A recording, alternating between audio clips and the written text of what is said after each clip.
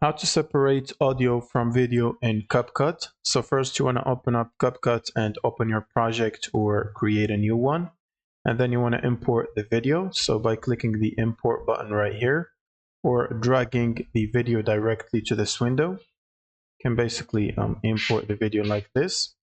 And then click on the video and drag it and drop it in your timeline right here. And once you do that, you should see the video like this. Now, as you can see, the video and the audio are all in the same section. Now, to separate the audio from the video, you want to right click on the timeline selected right here, and then click on the extract audio option.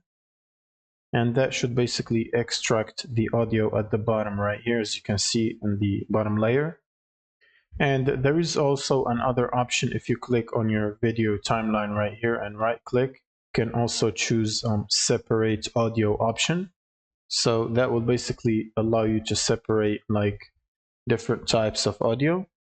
If I can import the video again in a new timeline, right click and you can see here separate audio. This will basically allow you to separate vocals, instruments, drums, and stuff like that. Not only the audio, but specific types of audio.